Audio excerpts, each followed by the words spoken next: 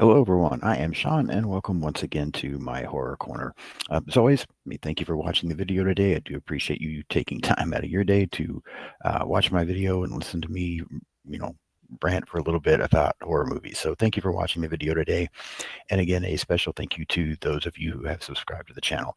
Really do appreciate your support. I have enough subscribers now that I'm going to be doing some live videos soon. I haven't exactly scheduled any dates or anything like that yet. Just trying to take advantage of the fact that I'm on vacation this week and get some of my episodes recorded and get ready to get those up and going, and then we'll start trying to get some lives in. So, yeah, just thank you for supporting the channel and subscribing and helping me get the numbers up high enough to be able to do that. And if you have any suggestions for um, some of the live videos that I could do, feel free to let me know. Mention something in the comments. I'm sure I'll have some guests on. I just don't know whether we'll talk about individual movies or franchises or, just come on and visit and see what's going on. But yeah, if you have any suggestions, then I'm more than willing to listen and hear those. So again, thank you so much for your support. It really does mean a lot to me, and the interaction. I love it when people like the videos and leave comments, and yeah, it's just great. And yeah, I love being a part of the horror community and being able to interact with people about this stuff. So, again, thank you. All right. Enough of me bumbling there and, and just repeating myself. But yeah, I do want to express that. Today, we are going to be talking about a movie that's probably considered another classic, although I feel like this movie gets a lot of hate for some reason. Um, but today we are going to be talking about the original, the Amityville Horror from 1979. Um, this was a first time watch for me. I just watched this movie yesterday. Um, I had seen the remake from 2005, but I had never seen this original. I feel like there's probably a couple of the sequels somewhere along the way that I saw um, that are kind of odd. And I don't know if this is a franchise that I'll go all the way through and cover sequels and things like that. Maybe, we'll just have to see what happens. But I did want to go back and see this original since I had never seen it. And, I feel like I've heard so many comments, and we'll probably get into some stuff as we get going, but a lot of comments about this film being boring and just not being that great. But then yet I've heard a few other people talk about how it's a classic and one of their favorites. So um, I was really intrigued to go back and watch this. The 2005 remake with Ryan Reynolds that I saw, I thought was pretty good. And maybe some point I'll talk about it on the channel. But I remember liking it. It's been a while since I've seen it now, but I do remember liking it. So again, I was really interested to finally go back and see this one. I have it on Blu-ray. I don't know if I would upgrade it to 4K or not. I think I just saw yesterday that it is available out there on 4K. Um, it might be one that I would upgrade. I don't know. I would have to think about it a little bit. But yeah, we'll kind of, yeah, I don't know. I'll have to think about that a little bit. Maybe it kind of just depends. But let me get a drink of coffee and we'll start to get through this thing here a little bit. Put my glasses on so I can read my notes and see what I'm doing. I don't really have any collectibles from this film to show, so we're just going to go ahead and get right into it today. Quick overview for the movie, real quick. Um, The Amityville Horror is a chiller about a family who is terrorized by a supernatural force when they move into a new house in New York State. The house was the scene of a recent mass killing and the home of an 18th century Satanist. When swarms of flies appear from nowhere and the pipes and walls begin to ooze slime and blood, they call on a local priest to exorcise the evil spirits. Quick overview of the Amityville Horror from 1979. The film was released July 24th of 1979 at the Museum of Modern Art, and then on July 27th of 1979 throughout the rest of the U.S. Directed by Stuart Rosenberg, screenplay by Sandor Stern, based on the Amityville Horror book by Jay Anson. I've never read that book. I might be interested in checking it out. Here a while back, my friend Aaron and I talked about Rosemary's Baby, and I mentioned that I hadn't read that book either.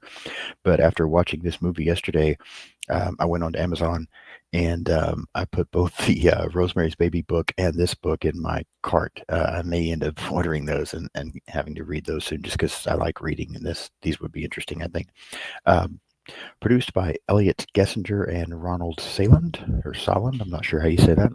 Cinematography done by Fred J. Cohenkamp. Edited by Robert Brown Jr. Music by Lilo Schifrin. Production companies were Cinema 77 and Professional Films Incorporated. Distributed by American International Pictures. A runtime of 118 minutes. $4.7 million budget. At the box office, made $86.4 million. Rotten Tomato scores, critics only at 31%, but the audience of 52%, and then a IMDb rating of 6.2 out of 10. So it tells me it's, while critics were not really fond of the film, it tells me that the audience is very 50-50.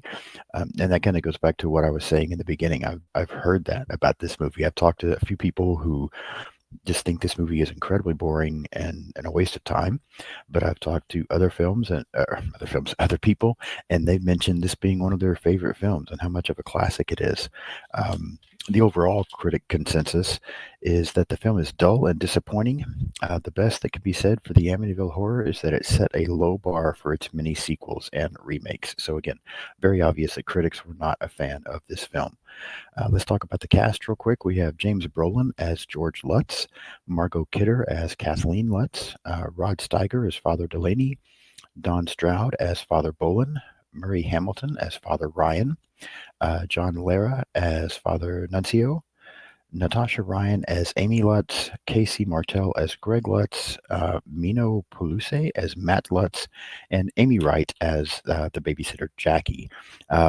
Several other people in this film. There's a large cast, I feel like, in this movie, but that's just kind of the main one, so we'll stop there. As far as the cast, and I'm going to get into this more here in just a minute because I remember taking some notes about something in particular that I wanted to mention, but I think Margot Kidder is excellent. Now, I mean, I'm a fan of hers anyway. She's great in Black Christmas. She will always be, as far as I'm concerned, Lois Lane. The Superman movies that I saw with a kid where Christopher Reeve played Superman and Margot Kidder was Lois Lane. To this day, she's going to be my Lois Lane. But again, great in Black Christmas. She's been in countless other things that I've seen. She's fantastic in this film. I think she does absolutely amazing in this movie. And as far as performances, probably gives the best performance. But, the gentleman, the many guys that play the different priests are fine. The kids do a decent job.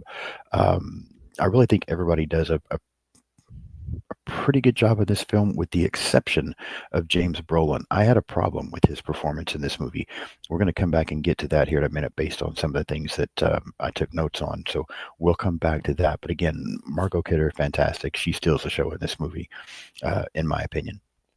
So I mentioned that this film was based on a book.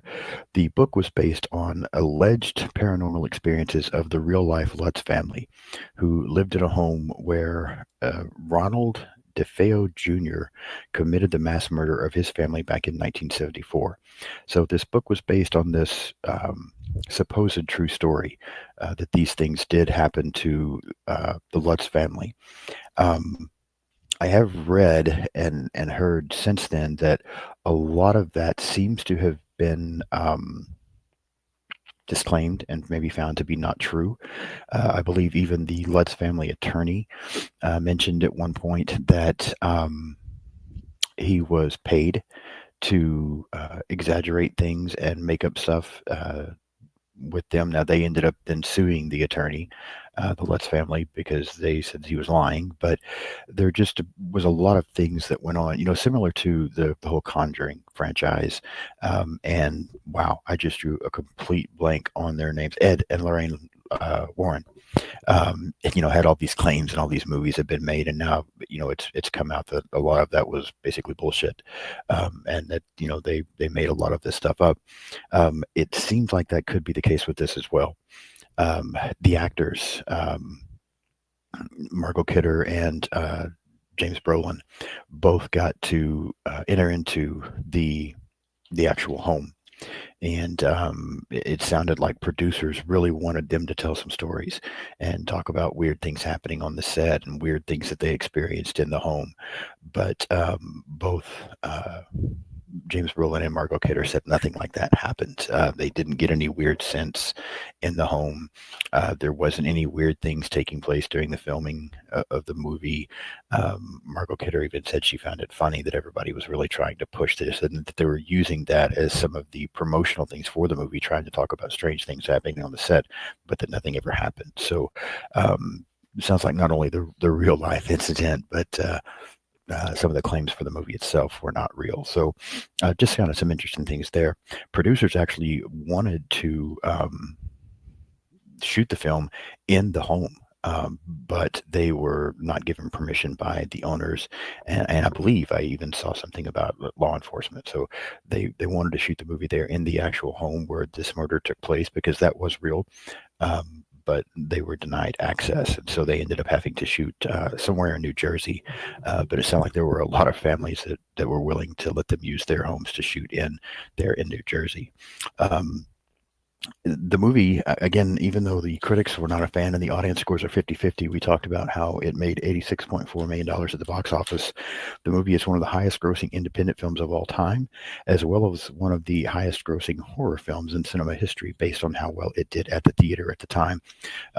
Also considering, cost and things like that. We're talking about gross, what it cost to make it plus what it ended up making. Back to James Brolin. Brolin stated that this film was a real challenge for him. Initially, he didn't even want the role. He didn't want to portray George Lutz, but he ended up getting the book and reading the book very late one night. And he did state that while reading the book, something fell in his house somewhere and really scared him, and that did prompt him to want to go ahead and play this role because that the book scared him a little bit and what happened there. But he said that the film was a challenge and that the character was very hard to play, that he really had a hard time portraying this character who was basically losing it over, a course of time mentally. I can see that in his performance for this film. I just talked to some friends about this last night. We were talking about this movie a little bit, and I see that because I really do feel like you can see him struggling. He just seems very stiff. In my opinion, to me, it almost seems like he's not even invested. But going back and seeing his comments that it was a challenge, I can just see that he's struggling with this character, and it just, again, it seems very stiff and not a lot to his performance. It felt very dry to me watching him, and I know he's a great actor, so I'm not saying that he's a terrible actor. I just don't think his performance in this film was really that great. I also read that Brolin and Kidder both clashed on the set because Brolin wanted to very closely follow the screenplay and really stick to the script, whereas Margot Kidder was very improvisational, I think is how you say it, and kind of changing things up a little bit, and it did cause them to clash a few times on the set. Their chemistry was kind of hit and miss. There were times that I felt like it was there. There were other times that it just didn't seem there at all. And maybe that's because the actors, clashed from time to time. Hard to say. The film was shot with mostly practical effects, but one thing that I did wanted to point out is that Rod Steiger, who played, again, Father Delaney, I believe, yes, that for that scene where there's a scene in the film, and we'll get into that here in a few minutes, where he goes in to bless the house for the Lutz family, and he ends up being swarmed by flies. That what they did for this scene was they ended up dousing him in sugar water and beer, and that got flies to actually swarm him. So that scene where that's going on, he's got these things on him to attract the flies, and they really are swarming him. That's commitment to a performance right there. I think that would drive me absolutely crazy if I would have been him. So yeah, some interesting things there. Let me get one more drink, and then we're going to begin to walk through this plot and give you my opinion of this film, which this is another one. And I, I do this on purpose. I've talked about before in some of my previous episodes that I try not to, when I go back and watch these films, I try not to really determine my rating until I'm doing this review. I come up with my rating a lot of times while I'm talking about this with you guys and walking through the plot and that kind of thing, because it just kind of helps me form. Sometimes I watch a movie and I'm like, okay, I really like that, or maybe I didn't like that. And then as I start going back and talking about it and pointing things out, my opinion maybe changes a little bit here and there, or maybe there's something I find that I start to appreciate more as I'm talking about it. That happened with Rosemary's Baby, to be honest with you, when Aaron and I reviewed that recently. When I first watched that film, because that was a first time watch for me as well. And when I first watched it, I really didn't know what I thought. Um, it wasn't, my initial reaction was it's not bad, but it's kind of long. It's a little slow here and there. I really wasn't sure what I thought. But as Aaron and I were talking about the films and we were pointing out how great some of the performances were, and some of the things about the film that were terrifying, the film, I was gaining a greater appreciation for it while we were talking about it. And so I say all that to say this. I do that intentionally because I want to really make sure I know how I feel about the film. And so I tried to do that with this as well. When I watched this yesterday, obviously I start to form an opinion, but I was really trying not to rate it yet, not to get somewhere. I mean, I kind of had an idea, but I really didn't want to. I don't write that rating down like I do my notes and stuff like that, because a lot of times I get it as we're talking about this, maybe even at the very end of my episodes. And even if it's not a first time watch for me, this one was, but even if it's a movie that I've seen multiple times, I try to go back when I get ready to review it and really forget as much as I can that I've seen the film before, and try to treat it as a first time watch. Um, if it's a franchise, try not to be influenced by things that I know might be coming later on in the franchise, that kind of thing, but to really get it for what it was and what it is. And even though I've seen the film before, maybe have a certain thing where I think, yeah, this is where I'm going to rate this, but try to kind of wipe all that out of my mind. Um, don't know why I'm going off on that little tangent there, but so I did that with this film. All of that to say, I'm not sure what I'm going to rate this yet. As we get ready to talk about it and go through it, I'll figure that out from there. But let's go through the plot, talk about some of the things that happen a little bit, and my thoughts on it and opinions on it while I was watching. I will say from the very beginning, I was a little hesitant and a little concerned because I had heard so many people talk about this film being boring, being a little dull, and being a little long. So I was a little concerned about that going in. But I really don't find this to be a boring film. I'm not sure. It is a little long, but I don't find it to be boring. I feel like Margot Kidder's performance helps tremendously, and I feel like there's just enough things that happen to at least have kept my interest where I wasn't bored watching this film, and I didn't think it was dull. So I will say that ahead of time. Opening of the film. So the film opens with these, and I may be saying his name wrong, but the DeFeo murders. Ronald DeFeo Jr. murders his entire family with a rifle, and then that's the opening of the film as we get to see that take place. Um, it was fine. I don't think anything about it really stands out. I mean, it's, if I remember correctly, I know I just saw this yesterday, but I believe it's fairly dark. It's a little bit hard to see. I don't think the cinematography is great for this film.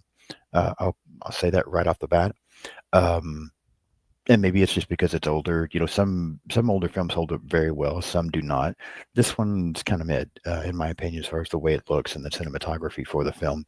But again, the opening's fine. It sets a little bit of a stage, I guess. And if you know what the film's about, you know why you're seeing this. But yeah, it is what it is. And then we get into our introduction to the Lutz family, who 1 year later move into this house with George and Kathy Let's move into this house, and Kathy has 3 kids from a previous marriage, and so this couple and the 3 children move into this home a year after these murders have taken place. Um, Kathy is Catholic, and so she wants a priest to come and bless the home, and so there we get Father Delaney, and he comes in.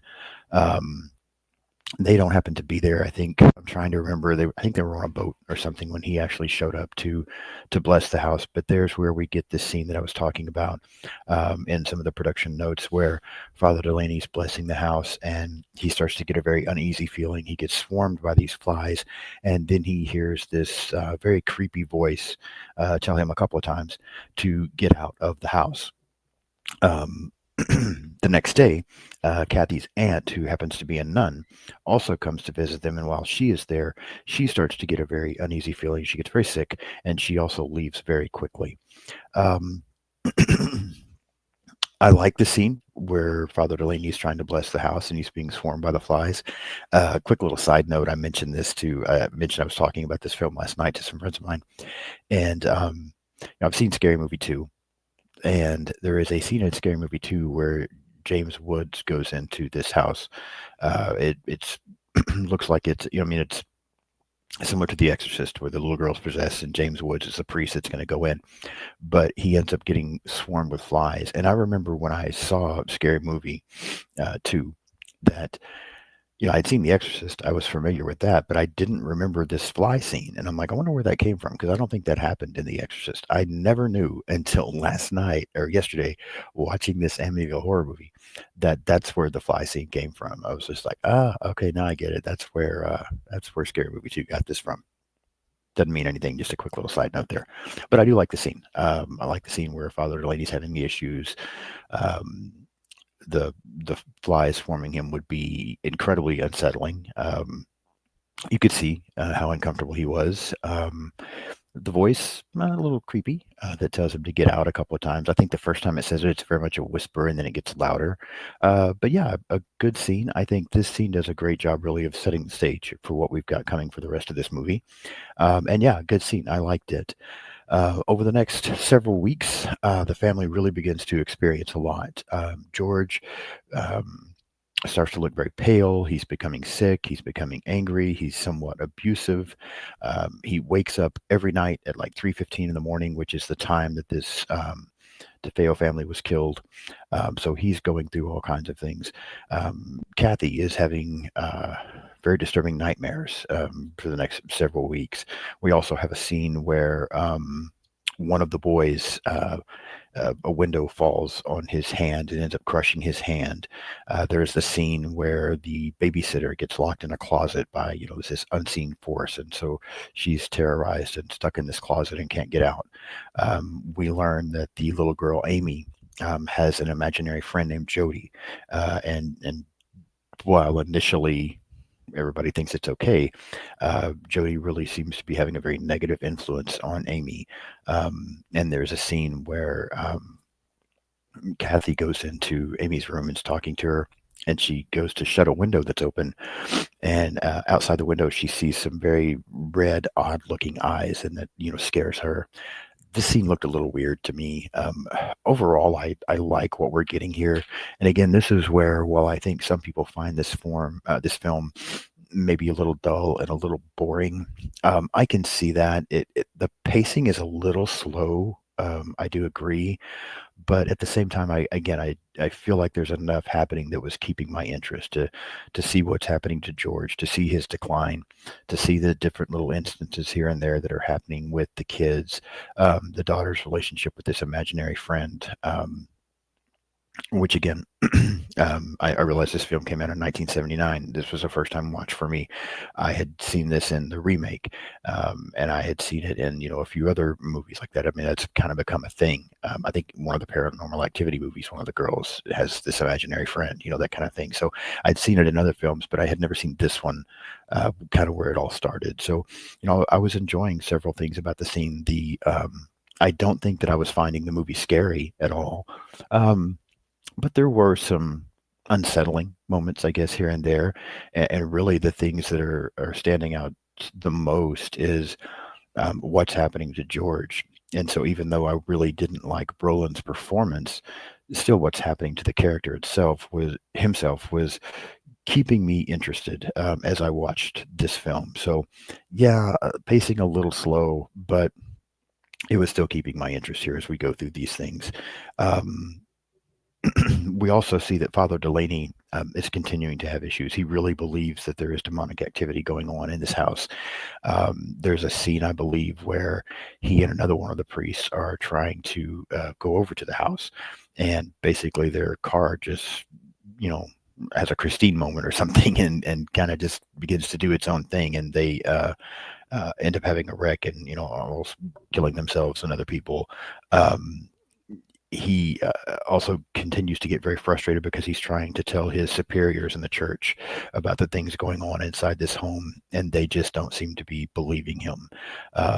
They don't seem to be believing, you know, that he heard these voices and these kind of things. And one of the priests, I believe it's Father. Let me look at my notes real quick. I believe it's Father Ryan, tells him that you know, he and his colleagues have been involved in several situations like this before, and the majority of the time it turns out to be something that's not even real and not really happening. It's not demons and things like that. And so Father Delaney is becoming very frustrated because he knows what's happening, but no one seems to believe him as well.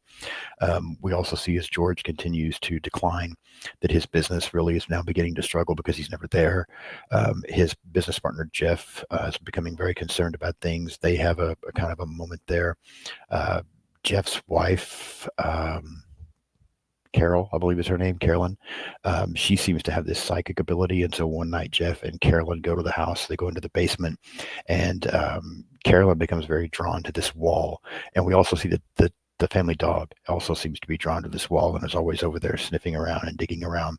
Um, George comes down into the basement and finds them there in his basement. And you know, Carolyn mentions how there's something with this wall.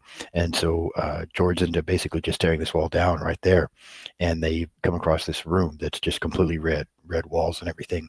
And then there's a very odd moment in the film where Carolyn makes the statement that they've found the passage to hell. And she says it in an awkward voice. I thought it was supposed to be like a demon's voice or something. Going back and reading some things about the film, apparently it's supposed to be Father Delaney's voice. I didn't catch that, but it just sounded so awkward, and her performance is a little over the top right here. And I don't know, that scene just didn't really work for me. Um, I see where they were going with it. I see where it was supposed to be scary, but I just don't think it was done great. The performance of it wasn't great. I don't know. Just something about that scene really didn't work for me. It didn't have the effect that on me or for me that I think that they were intending it for it to have. Um, and then again, we also see there's a time where Father Delaney is in the church and he's trying to pray for this family, and um, yeah, you know, trying to pray for this family that they're going to get better, and that everything's going to be okay. And he starts to imagine that one of the statues in the church is falling apart. Another priest there sees it's really not, but Father Delaney ends up going blind while praying for the family. Um, Kathy, because of all of these stuff that's going on, she ends up going to the library to research this home to try to find out what's going on and why these things are happening to her family. She finds out that the house has been built on Indian burial ground. She also found out that a former Satanist lived there at one time. And then she sees pictures of Ronald DeFeo and realizes how much her husband George looks like this guy. So she's really freaked out now.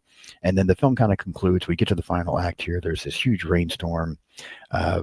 There's a scene where I guess at this point the demons are done. They're just going to completely try to take over now. There's blood coming from the walls and the staircase. It looks okay. I mean, I guess for 1979, it looks good.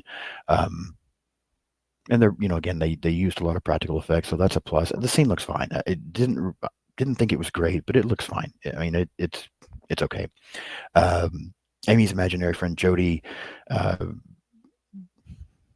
possesses George now at this point, and he gets an axe and tries to kill the children. But Kathy ends up showing up and intervening and kind of helping George come to himself.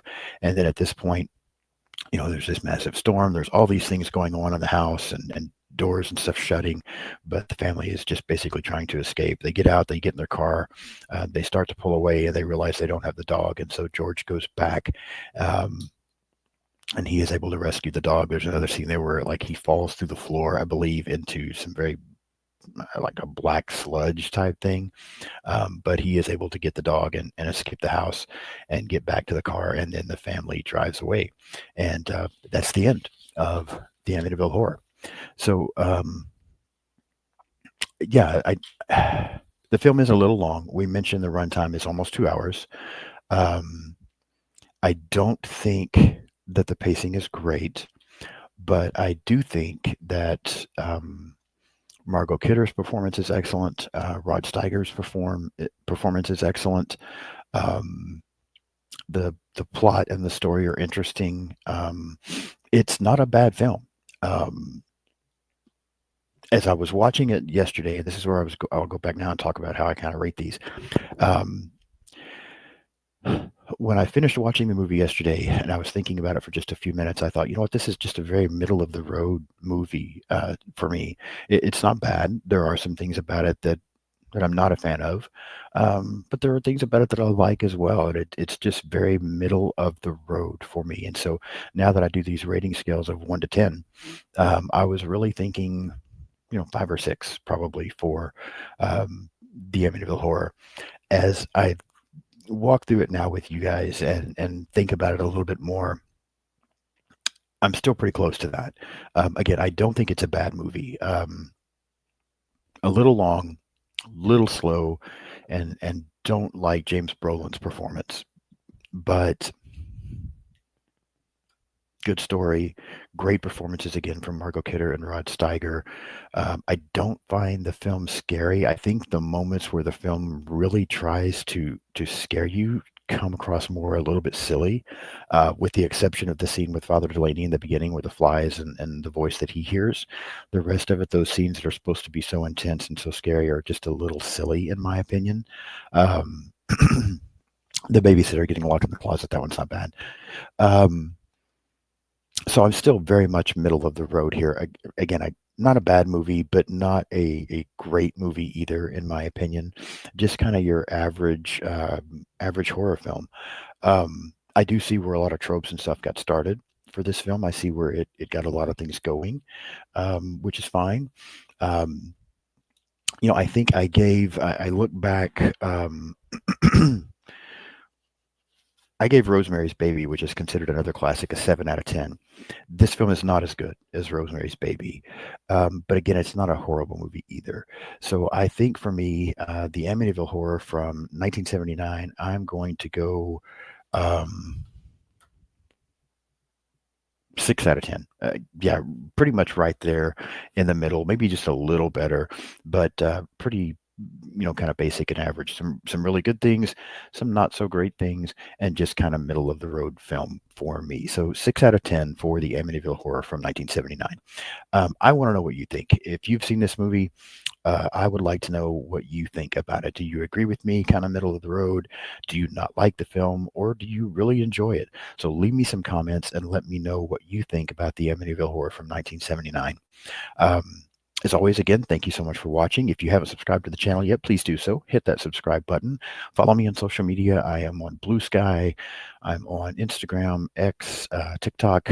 You can find me at just looking up Sean's Horror Corner, with the exception of X. And there it's just my Horror Corner, because Sean's Horror Corner is too many characters. But yeah, I'm also on Letterboxd. So follow me on social media. I do try to follow back as much as possible. If I see we have some.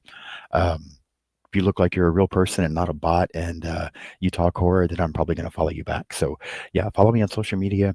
I pretty much get out videos every Monday and Thursday. Once in a while, I'll throw in a Saturday video, but yeah, I try to share links to all of the videos on my social media, so you're welcome to share those as well and try to help me promote this. So yeah, follow me on social media. Please subscribe to the channel. Hit the like button today. Leave me some comments and let me know what you think about the Amityville Horror. And I will be back in just a couple of days with my friends. Um, Actually, let me backtrack. I want to think about this for a minute now. What do I have coming up next? I was thinking, I'm going to look at my notes real quick here. I apologize for getting sidetracked like that, but I wanted to let you know what was coming, and I want to make sure I don't mix it up, because I do have some more guests coming on. Um, in the very near future. So I am going to be back in a few days with, my review of Grave Encounters. And then my friend Bo is going to come on the channel with me, and he and I are going to discuss Hereditary. So that's some of the things that are coming up. I also have Mark from Mark Loves Horror going to be coming up with me soon to talk about A Quiet Place.